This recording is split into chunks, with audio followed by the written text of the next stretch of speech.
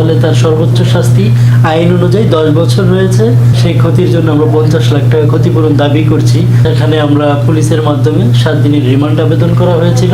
শিখার আয়ের উৎস কি? শিখা অনেক অবৈধ উপার্জন রয়েছে, সে মাদক ব্যবসার সাথে জড়িত বলে জানা গেছে।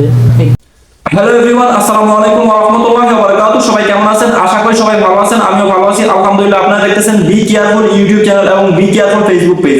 আপনাদের সাথে আছি আমি কামরুল হাসান চৌধুরী। তো বন্ধুরা, আপনারা হয়তো ইতিমধ্যে সবাই জেনে গিয়েছেন, জুনিয়র সাকিব নামক যে ছেলেটা ছিল ইউটিউবে ফেসবুকে ভিডিও বানাতো, তার কিন্তু গোপন অঙ্গ কেটে দেওয়া হয়েছে। তার নিজের স্ত্রী কিন্তু তার গোপন অঙ্গ কেটে দিয়েছে এবং বর্তমানে সেই ছেলেটা হসপিটালাধীন আছে এবং সেই মহিলাটা কিন্তু আইনের আওতায় আছে। এখন অনেকেরই প্রশ্ন ছিল এখানে যে সেই মহিলাটা শাস্তি পাবে কিনা এবং তাকে কি শাস্তি দেওয়া হবে, সেই প্রশ্নটা কিন্তু সবার মনেই আছে।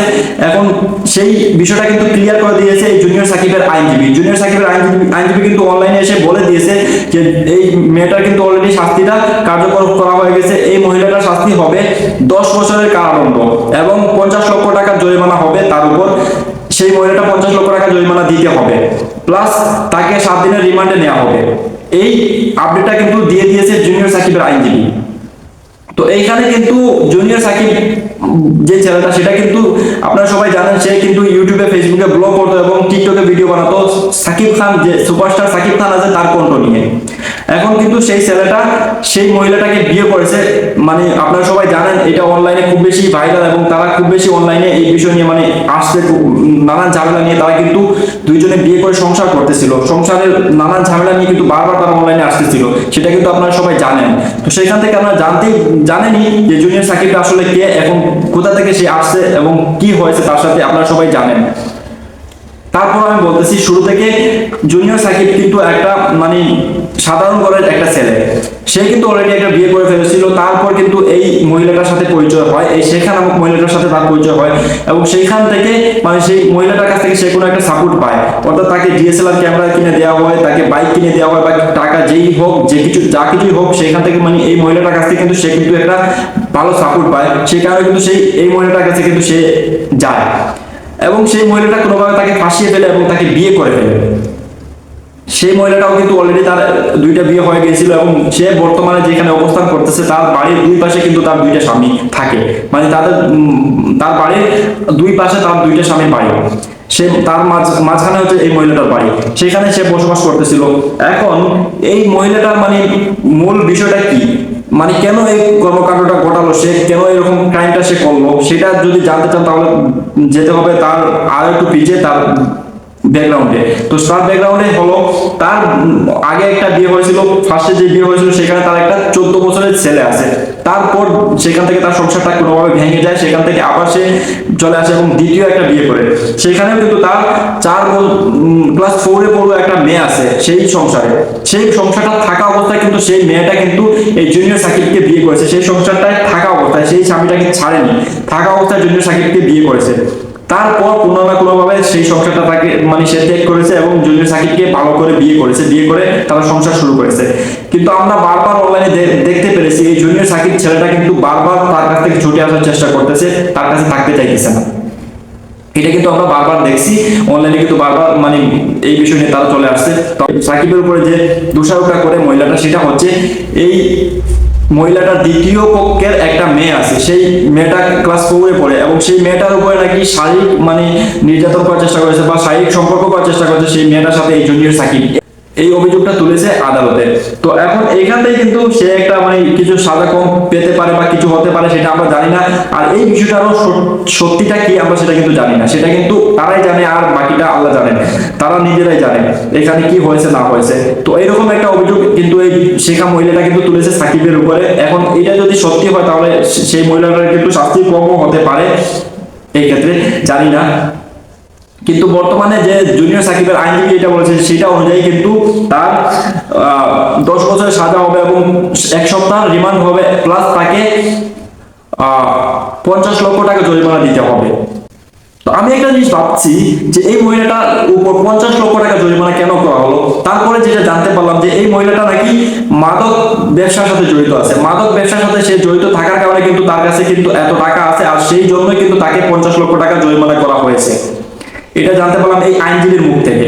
তো এটাই ছিল মানে লাস্ট আপডেট। তাদের কি হবে তারাই জানে। এই জুনিয়র সাকিব বর্তমানে চিকিৎসাধীন আছে। এখন মানে জুনিয়র সাকিবকে বলা হয়েছে মানে তার যে গোপন অঙ্গটা কেটে নেওয়া গোপন অঙ্গটা কিন্তু তাকে জুড়ে দেওয়া হয়েছে এবং সার্জারির মাধ্যমে তাকে জুড়ে দেওয়া হয়েছে সেই অংশটা। এখন ডক্টর এটা বলেছে যে 1 মাস পর সেটা রেজাল্ট বলতে পারবে তারা, সেটা মানে আগের মতো স্বাভাবিক হবে কি না বা এটা কতটা মানে কার্যকরী হবে সেটা কিন্তু তারা 1 মাস পরে বলতে পারবে। এই শেখা মহিলাটা কিন্তু আর একটা টিপস করেছে, সে কিন্তু এই সোশ্যাল মিডিয়ার মধ্যে কিছু সাংবাদিকদের দিয়ে একটা ভিডিও করিয়ে নিয়েছে তার মেয়ের, তার যে ক্লাস 4-এ পড়া একটা মেয়ের ভিডিও বানিয়ে নিয়েছে। সেই মেয়েটা কিন্তু সেখানে জবানবন্দি দিতেছে, সেখানে সে ক্লিয়ারলি বলতেছে যে মানে খুব ক্লিয়ারলি বলতেছে কি কি ঘটনা ঘটেছিল, কিভাবে ঘটেছিল, প্রতিটা বিষয় কিন্তু সে ক্লিয়ারলি বলতেছে। এখন এটা থেকে আমার একটা সন্দেহ হচ্ছে যে এই মেয়েটা এত সুন্দরভাবে কি করে কথাগুলো বলতেছে। আপনারা দেখেন ভিডিওটা, আপনারা দেখলে বুঝতে পারবেন। খুবই গুছিয়ে কিন্তু খুব সুন্দরভাবে কিন্তু এই ছোট্ট মেয়েটা কিন্তু কথা বলতেছে। এরকম গুছিয়ে কথা বলা কিন্তু সাধারণ মানুষের কাছে পক্ষে সম্ভব না, কারণ এত গুছিয়ে কিভাবে কথা বলবে ভাই? সাংবাদিকদের সামনে, ক্যামেরার সামনে হঠাৎ করে কেউ এত গুছিয়ে কথা বলতে পারবে না। কিন্তু এই মেয়েটা যখন বলতেছে আমার মনে হচ্ছে এটাকে শিখিয়ে পড়িয়ে দেওয়া হয়েছে। দেখেন, আপনারা শোনেন। যখন আমরা নারায়ণগঞ্জ বন্দর শ্যামপাড়া বাসায় থাকি তখন আমার বুকে হাত দিছে আর লিপ কিস করছে। আর যখন আমরা কেরানীগঞ্জ থাকি তখন আমার সাথে খারাপ কামটা করছে আর করছে, বুকে হাত দিছে, লিপ কিস করছে। যখন আমরা যে বাসে বর্তমানে আমার আম্মু থাকে সে বাসে এই ঘটনাটা হয়েছে। তারপরে এটা আমার আম্মু ঈদের 4 দিন আগে ধরা পড়ছে। পরে আমার আম্মু আমাকে জিজ্ঞেস করছে, আমি সব বইলা দিছি আম্মুকে। বলার পরে কায়দা নিয়ে এই করা হয়েছে। উনি বলছে ওরে আমার আম্মু ওনাকে মাফ করে দিছে। পরে বলছে এখন দেখেন এই মেয়েটা কিন্তু খুব সুন্দরভাবে খুব গুছিয়ে কথাগুলো বলতেছে। আমার বিশ্বাস হচ্ছে না যে এটা মানে আসলে বাস্তব। এটা কিন্তু আমার কাছে লাগতেছে যে এটা সাজানো হয়েছে বা একে শিখে নিয়ে আসা হয়েছে, একে আগে থেকে রিহার্সেল করে নিয়ে আসা হয়েছে, এরকম লাগতেছে। এত গুছিয়ে কিভাবে কথা বলবে একটা ছোট্ট 4 বছর অর্থাৎ ক্লাস 4-এ পড়া মেয়ে কিভাবে এত গুছিয়ে কথা বলবে? আমি জানি না এটা বাস্তবতা কতটা সেটা আপনারা বুঝবেন। এখন দেখেন এই জুনিয়র সাকিবের আইনজীবী আসলে কি বলছিল। তাহলে তার সর্বোচ্চ শাস্তি আইন অনুযায়ী 10 বছর রয়েছে। সেই ক্ষতির জন্য আমরা 50 লাখ টাকা ক্ষতিপূরণ দাবি করছি। এখানে আমরা পুলিশের মাধ্যমে 7 দিনের রিমান্ড আবেদন করা হয়েছিল। শিখার আয়ের উৎস কি? শিখা অনেক অবৈধ উপার্জন রয়েছে, সে মাদক ব্যবসার সাথে জড়িত বলে জানা গেছে। একটি জিদের বসে তার স্বামীকে তার লিঙ্গ পরিবর্তন করে দেয়, এটি একটি ভাইটাল ক্রিমিনাল অফেন্স। আজকে নারায়ণগঞ্জ তো বুঝতেই পেরেছেন এখানে মানে জুনিয়র সাকিবের আইনজীবী বলতেছে যে এই শিখা মহিলাটা 10 বছরের সাজা হবে, 10 বছরের কারাদণ্ড হবে এবং 50 লক্ষ টাকা জরিমানা হবে। আর তারা এই আইনজীবীরা কিন্তু দাবি করেছে যে এই মহিলাটার 7 দিনের রিমান্ড হওয়া উচিত, সেটা দাবি করেছে এবং সেটাও হয়তো কার্যকরী হবে। এই ছিল লাস্ট আপডেট। তো আশা করি আপনাদের ভালো লেগেছে। তো এইখান থেকে আমরা যেটা মানে বুঝতে পারলাম যে এদের দুজনেরই যাই হোক দুজনের ভুল ছিল, এরা দুজনই সমানভাবে দোষী। কিন্তু এই ছেলেটা কিন্তু তার শাস্তিটা যতটা পাওয়া উচিত তার চেয়ে বেশি পেয়ে গিয়েছে, তার শাস্তি তো অলরেডি হয়ে গেছে।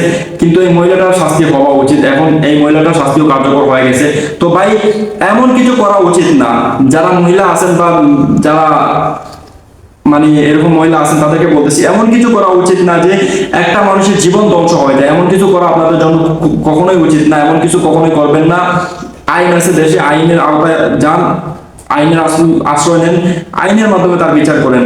এই যে মানুষটার জীবন ধ্বংস করে দিয়েছে এই মহিলাটা, এই ছেলেটা আর কখনো বিয়ে করতে পারবে না, কখনো সংসার করতে পারবে না, কখনো সে আর বাবা হতে পারবে না। তার জীবনটা শেষ, সে এখন মরার মতো বেঁচে থাকতে হবে, মানে সে বেঁচে থেকেও একজন লাশ এরকম হয়ে গেছে। তো এটা কখনোই ঠিক না। তো ভাই আমি আপনাদের বলবো যখনই যা করেন, যখনই কোনো কাজ করেন না করেন সেটা ভেবে চিন্তে করবেন। কাজটা করার আগে 10 বার ভাববেন, ভেবে চিন্তে কাজ করবেন, তাহলে কিন্তু আপনারও লাভ হবে, প্লাস আপনি যে কাজটা করবেন সেটা থেকে কারো ক্ষতি হবে না, কারো এত বড় লোকসান হবে না। তো বন্ধুরা সবাই ভালো থাকবেন, সুস্থ থাকবেন এবং নিজের খেয়াল রাখবেন, পরিবারের খেয়াল রাখবেন। ভালো থাকবেন, সুস্থ থাকবেন। আল্লাহ হাফিজ। আসসালামু আলাইকুম ওয়া রাহমাতুল্লাহি ওয়া বারাকাতুহু। দেখা হবে নেক্সট ভিডিওতে।